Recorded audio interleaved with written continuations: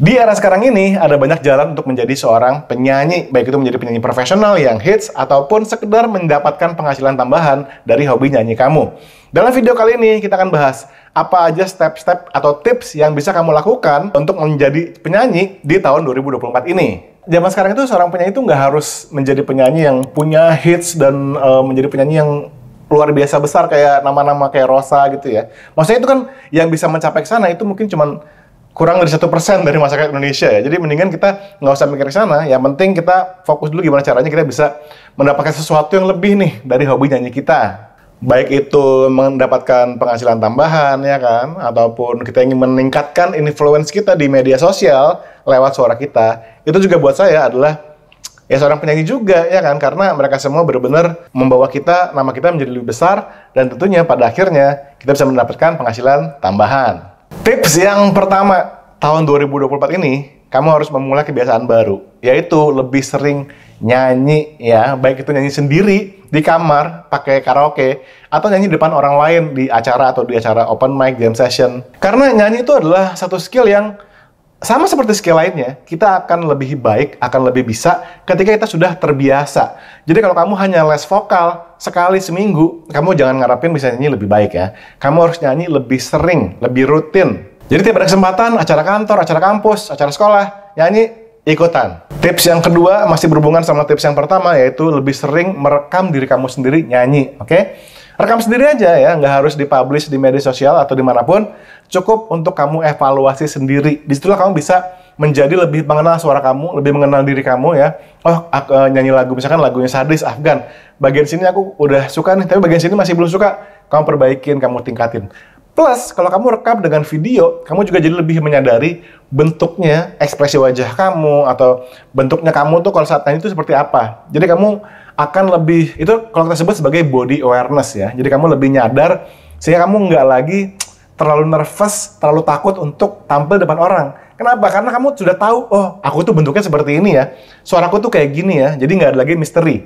Itu adalah hal yang sangat saya sarankan untuk kamu lakukan di 2024 ini ya. Tips yang nomor 3, beranikan diri ngonten musik ya di media sosial. Sekarang banyak banget penyanyi-penyanyi yang menjadi besar, ditemukan oleh label, ditemukan oleh media-media besar, itu dari media sosial ya, itu udah bukan rahasia lagi. Bahkan kayak kompetisi besar yang di TV seperti Asian Idol, X Factor, mereka tuh scouting di media sosial. Jadi kita nggak pernah tahu kesempatan apa yang bisa datang ke kamu saat kamu punya konten di media sosial itu ya. Memang buat kamu yang nggak biasa, tentu akan berat memulainya. Aduh, aku nggak pernah nyanyi, tahu-tahu posting nyanyi di media sosial itu rasanya aneh. Tapi coba dulu ya. Yang pertama aja dulu. Mungkin kamu akan mendapatkan kritik yang bikin kamu sebel misalnya, atau ada yang muji. Itu adalah bagian dari nyanyi yang udah nggak bisa lagi dipungkiri. Jadi kamu harus coba dan kamu harus rasain. Saran saya, mulai dulu ya. Yang penting, apapun hasilnya itu bisa belakangan. Yang penting, mulai aja dulu. Kalau kamu udah melewati boundary itu untuk mulai di media sosial, sisanya akan lebih gampang ya. Tapi itu buat saya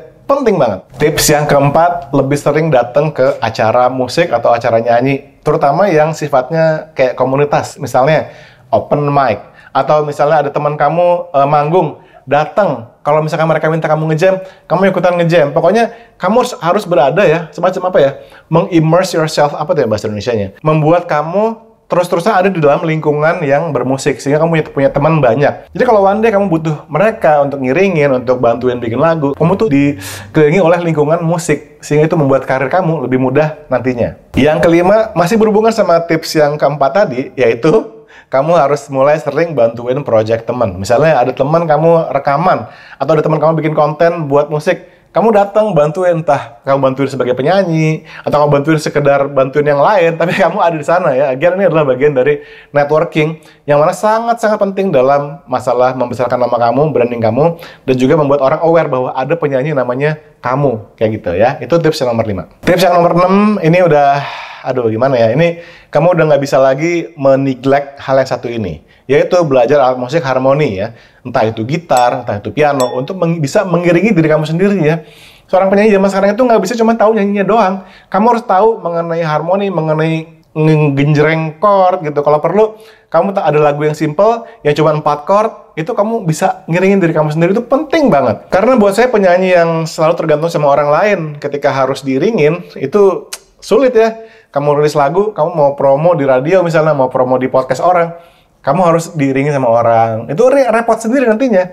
Dan kalau kita perhatiin, hampir semua penyanyi bagus yang kita tahu sekarang, itu rata-rata main alat musik. Jadi kamu pastikan tahun 2024 ini target kamu adalah belajar alat musik ya. Nggak usah jadi jago, cukup simple tapi kamu ngerti paling nggak basicnya. Tips yang ketujuh, ini juga penting mengenai membuat konten juga dan lain-lain, yaitu mulai belajar software tentang rekaman, oke?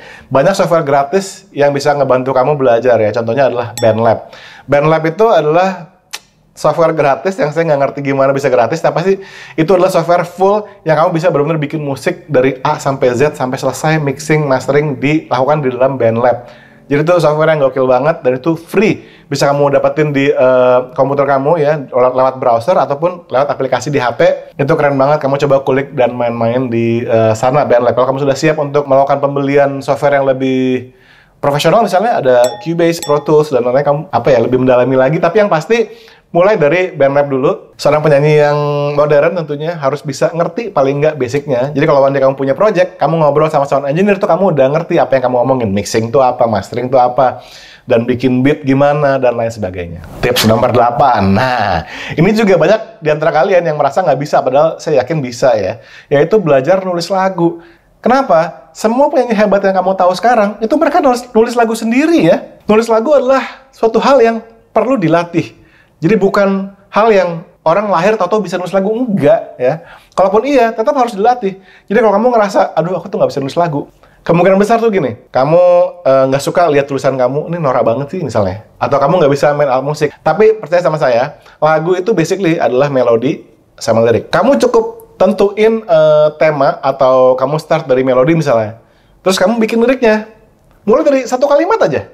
Misalnya gini, aku pergi ke pasar membeli nasi goreng misalnya. Itu bisa dilirikin, bisa dilaguin. Aku pergi ke pasar beli nasi goreng.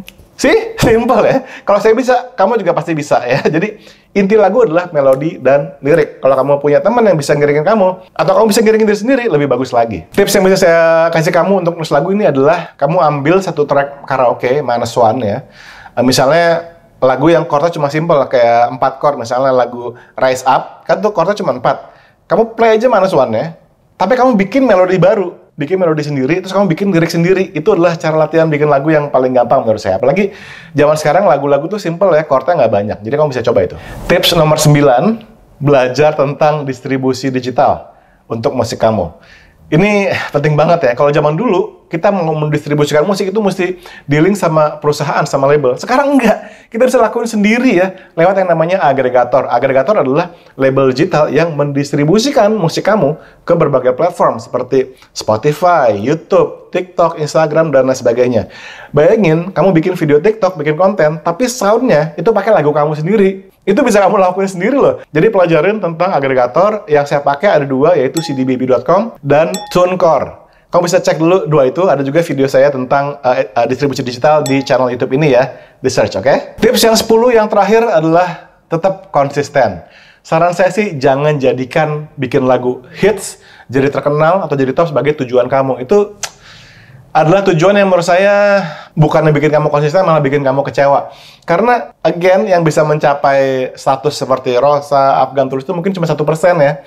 Kita-kita ini belum tentu bisa ke sana. Kalau bisa ke sana itu merupakan satu bonus. Tapi yang terpenting, kita bikin musik sebagus mungkin, kita bikin karya yang setulus mungkin. Percaya sama saya, mereka semua yang tadi saya sebutin tuh, Kunto Aji, Tulus, Isyana, Raisa, mereka berangkatnya juga bukan mau jadi penyanyi hits. Bukan. Mereka cuma pengen bikin musik yang paling bagus, bikin karya yang paling keren yang mereka bisa bikin. Dari situ, kalau kita tulus ngelakuinnya, akan menarik banyak orang untuk ikut dengan journey kita ya. Jadi jangan jadikan pengen terkenal, pengen top, pengen hits sebagai tujuan utama, tapi jadikan berkarya yang terbaik dari diri kita. Itu sebagai tujuan yang utama.